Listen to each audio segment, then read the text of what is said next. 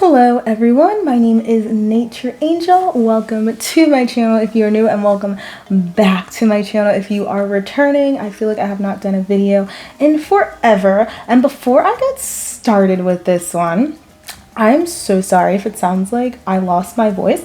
I kind of did because I went to Sabrina Carpenter's concert this past weekend, so my voice is gone, but I will not let that stop me from making a video. So this video is going to be about difficult situations that you may face if you are in the evaluation process as a school psychologist. So this could be difficult conversations that you might have with a parent or teacher. This could be just kind of navigating through certain things that happen, and it might go unexpectedly. I'm going to give a little scenario and kind of walk you through the process and how it's going to go. So it's going to be like a kind of mock scenario, and I actually got this idea because someone had commented about it and was asking questions on one of my videos, and I was like, that is a really great idea. I'm going to make a video on that. So if this interests you, then keep watching.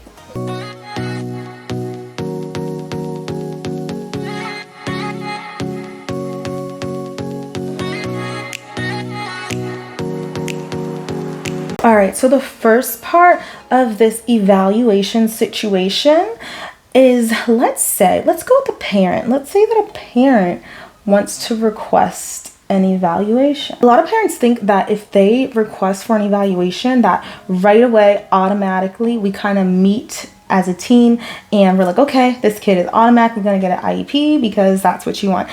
We have to let the parents know that that is not the case, and not every school does this, but schools should have interventions that they put in place first to see how the kid is progressing, and if things are going well, then we send them on their merry way, and if things are not going well, then we might take a deeper look into that. The important thing with this parent or any parent that requests for an evaluation, we need to let them know the process step by step. So let them know, like, let's just say that the parent is concerned about how their kid is doing in math and they think that they might need that special accommodation or special education for math, right?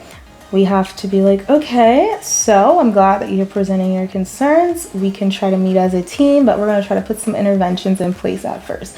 You know, like maybe the kid needs more time. We want to see where they're at. So let's get a baseline score of where the kid is at in math. And then once we have that information, let's try to build up on their skills. We want to talk to the teachers about what they're really good at, what they need more help on. We want to make sure there's not any other factors. Like if the kid is coming late every day, and let's say they come in at 9, school starts at 7:45, and the first thing they're doing in the morning is math, so they're missing most of math instruction. Well, maybe it's because they've missed that, or they've missed so many days of school that they just don't understand. So we want to make sure that the parents are aware of things like that, and that they know we want to do these interventions first and kind of look at the whole picture before deciding to move forward or not move forward, depending on what we find.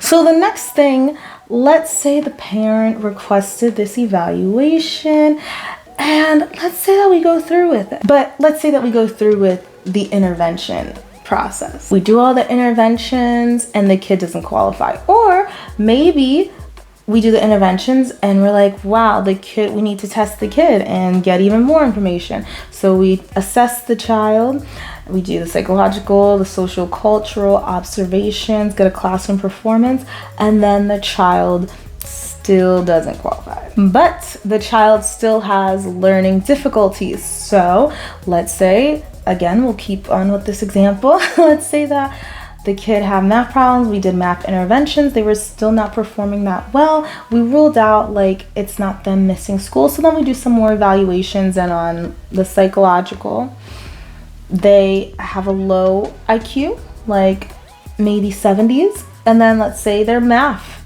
when we did the achievement testing, is also 70s. And let's say they're kind of getting like D's, maybe C's in class, right?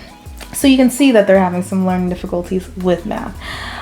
That does not necessarily qualify them for special education services. While we see the child is having some learning difficulties with math, and again, each state is different. So for our school, for example, if you want to say a kid has a specific learning disability in math, we want to look for a discrepancy in the scores. Okay, so if everything's kind of low and they're getting like a C average, to us that indicates that they're just a slow learner and the kid is trying the best that they can at the best of their ability, and that's not necessarily that they need special education, but that doesn't mean that we can't help them, and that's what you want to let the parent know. Like maybe they don't qualify for special education, but maybe we can help them out in other ways, like go through the results with the parents first, let them know what the scores are, what it means, and why we're deciding that we are not going to go through with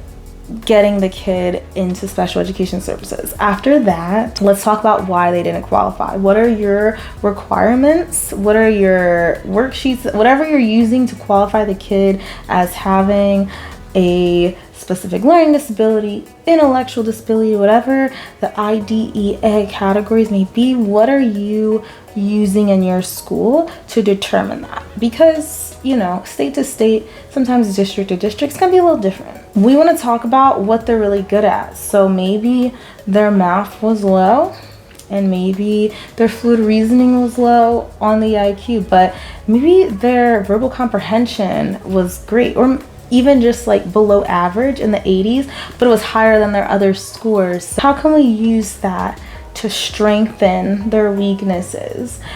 And for example, maybe having a word problem might help a little bit, or maybe even, depending on their scores for other stuff, having visuals when learning about math might help the student to understand. So we have to look at what are they strong at and how can we use that to kind of help them because they aren't qualifying for special education services. We want to provide recommendations where needed, because what we don't want to do is just say, okay, the kid doesn't qualify. Oh, well, we see there's problems and you're concerned and we don't care. No, we do care. And sometimes we really see that there's something wrong and they're just not qualifying for what we want them to. But I mean, we have to go by the data, but that doesn't mean that we can't help the student and we can't do other things to help them to succeed. So I know we've been talking about this example with the parent wanted the evaluation and then the kid is struggling but still didn't qualify, right? So that happens. Another thing that we really want to keep in mind is the general education teachers. And you might be wondering, how do they play a role in this scenario? Well, in our example, the parent put in the request for an evaluation, but teachers can also put in requests for evaluations, okay? But we want to be careful with that because sometimes there might be a lot of evaluation requests from a teacher in their classroom. If there's like one or two, maybe three, and they want to put in a request to get the kid evaluated or start on those interventions, okay. But if it starts out that way and then eventually it seems like, wow, it seems like half of your class you're requesting to kind of put interventions in place. Not trying to be rude at all, but maybe there's other things that we can do instead to help in the classroom, because there should not be half or more than half of the class that you think needs to be in special education. Some techniques that we could help as school psychologists help the teachers with is using like differential instruction. For example, a lot of classrooms, they break into small groups just in general. Maybe making the small groups students that can help each other. So maybe you have like one kid that's really good with reading, one that you know is really good at math, and one that's really good like at whatever else, writing.